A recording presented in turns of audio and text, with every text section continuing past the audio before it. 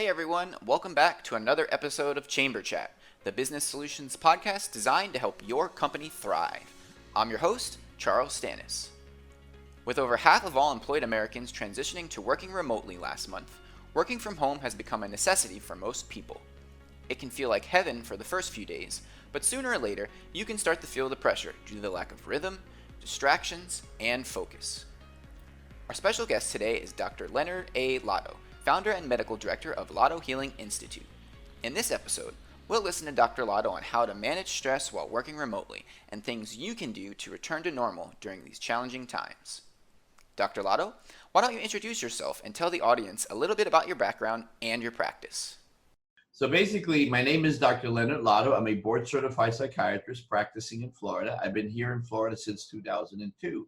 I've been pretty fortunate to see the growth and changes here in Southwest Florida.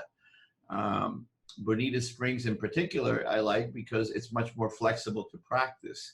My specialty originally was general psychiatry, and also I used to practice, I still practice geriatric psychiatry. It was interesting how I got involved in these specialties because by default, the epidemics of substance abuse started to grow when I left my residency in Houston, Texas in 1993. I trained at the University of Texas, Texas Mental Health Science Center before I was a surgery resident at Baylor College of Medicine under the training of Dr. DeBakey. Prior to that, I trained as a pharmacist, so I have various degrees and I've done many things, and it kind of gives you a good advantage to take care of people that are very sick. In fact, most of my patient population are ones that are very hard to treat, and they come from all around the state.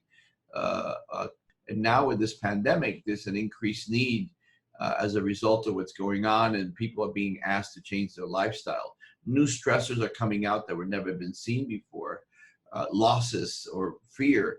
And there is something here called danger and fear. The two different issues that we can discuss later, which is part of what's happening. It's an opportunity and privilege to be on your podcast. Awesome. Well, we're really glad to have you. I know we talked a little bit about it beforehand, so why don't you just go ahead and jump right in and get started talking about some of the things that people can do to reduce their stress while working from home. So if you were never with your family before while you were working, this is all over.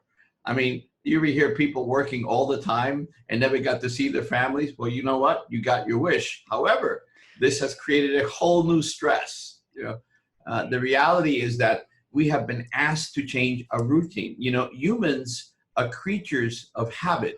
We live on habit and routines, lots of routines. And when we get rid of this routine, our world incredibly changes.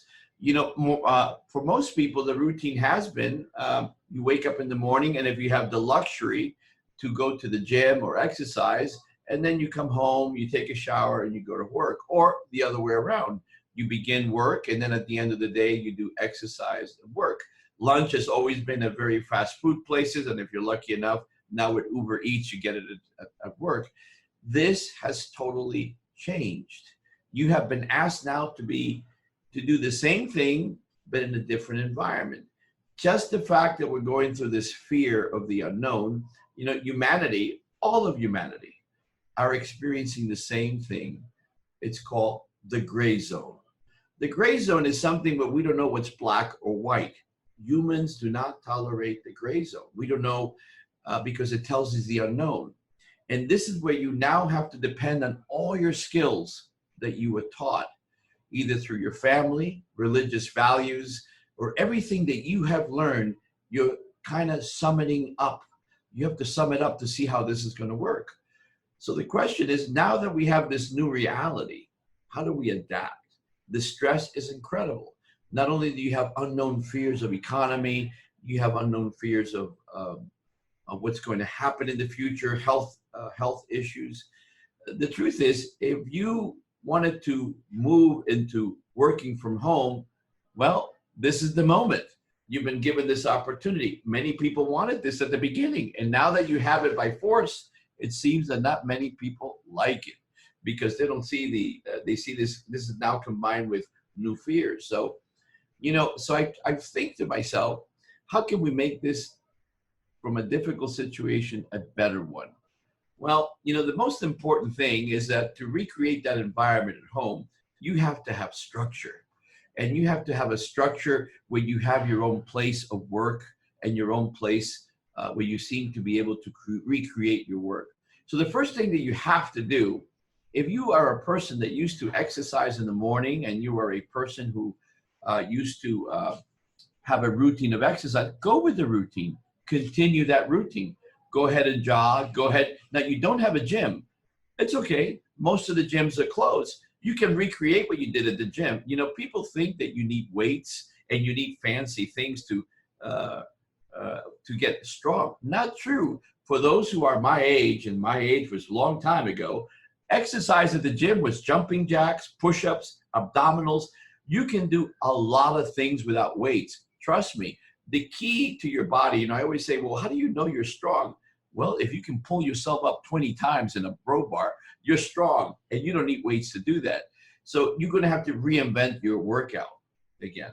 So once you do that, right, once you recreate your workout, you recreate your routine, you got to find a place in your house, and you have to put something on the door that says, please do not enter. Papa or mama is working, So the kids have to respect that privacy, and your partner has to respect that privacy.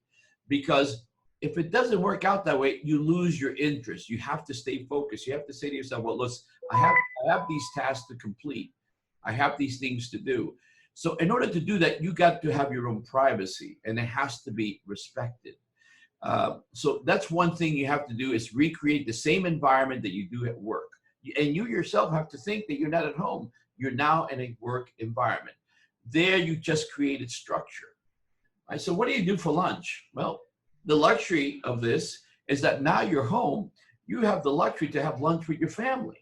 I mean, something you always wanted. Things that you always wanted to do is to reconnect with your children, with your significant others, with your family. Whether you like it or not, this is the new reality. For every bad event that happens in nature, something good always comes out. There is an energy that tends to counterbalance anything that's bad.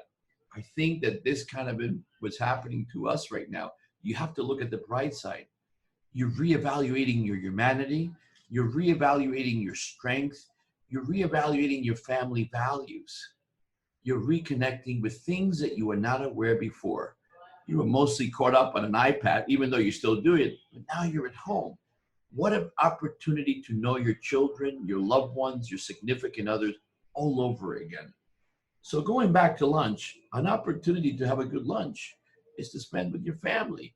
Now you don't have to spend money in the streets. Whatever food you have at home, hopefully you have somebody who knows how to cook. If not, they're going to learn how to cook. These are things that are going to be happening in our lives. Many people are growing gardens and taking care of flowers. They're beginning to value the simple things of our humanity.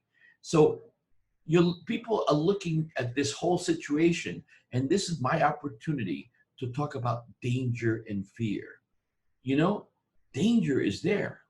There is a real danger out there in the world. There is this invisible particle that can potentially cause you harm. That's danger. Fear is a choice.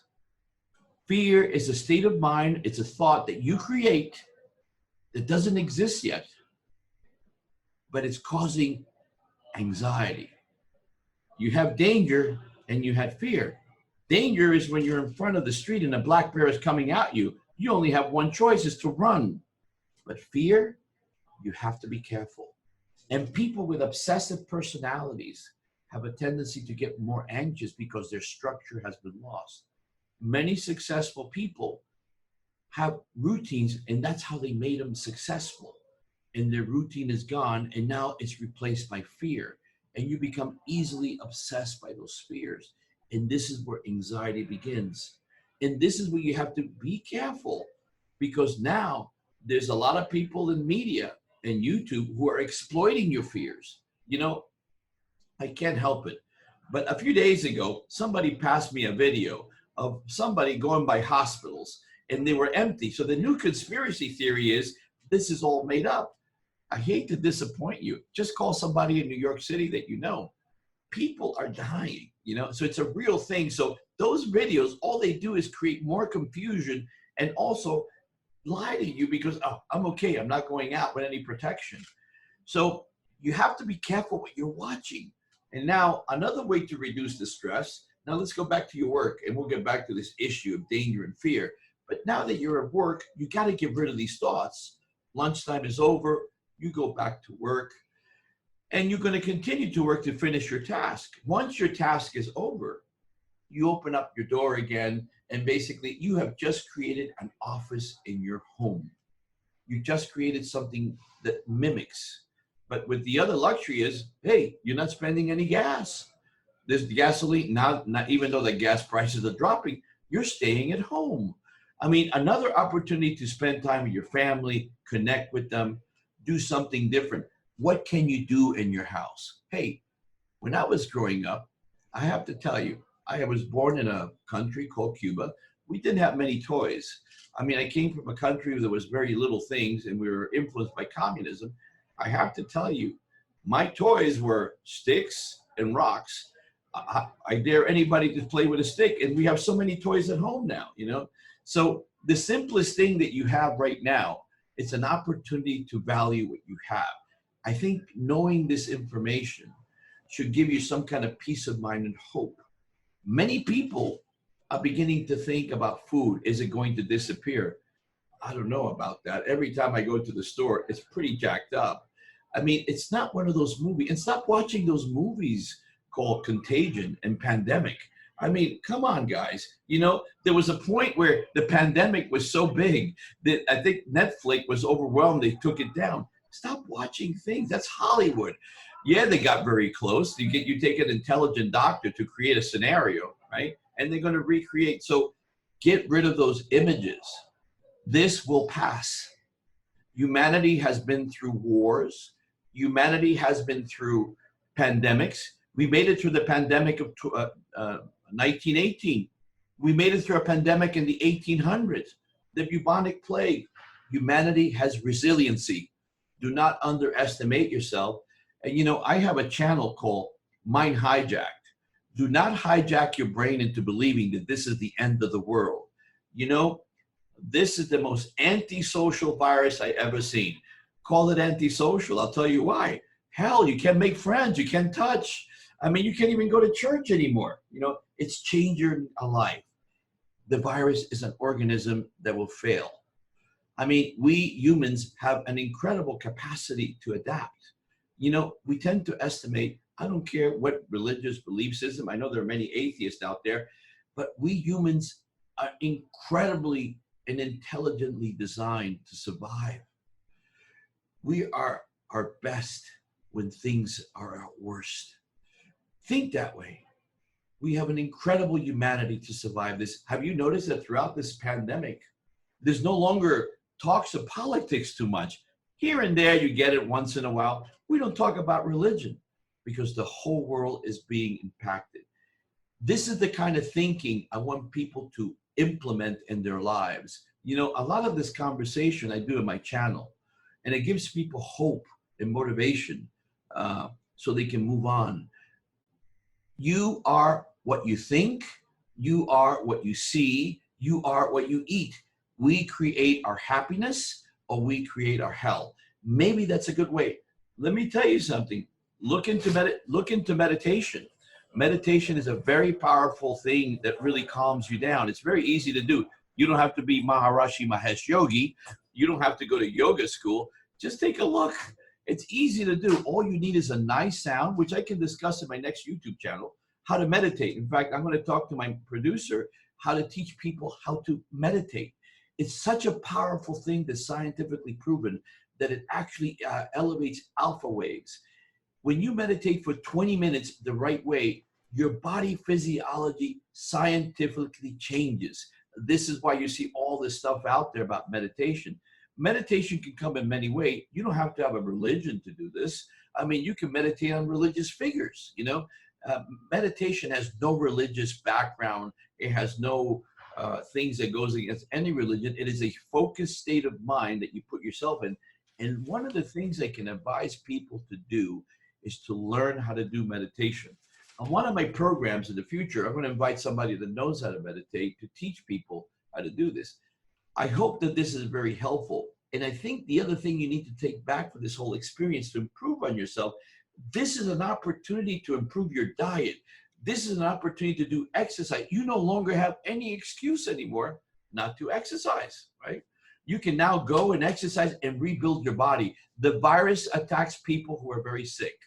And I hope I didn't take much of your time in terms of explaining, but I hope this has been very helpful in helping people and giving them hope and motivation. I don't think I gave the producer much time to talk, so I do apologize, but this is a very passionate theme for me that I'm trying to help people overcome.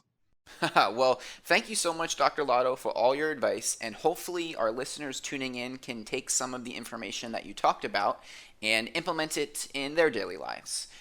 If you want more information on Dr. Lado and his practice, you can visit ladohealingpeople.com or check out his Mind Hijack channel on YouTube. Thanks so much for tuning in to this episode of Chamber Chat.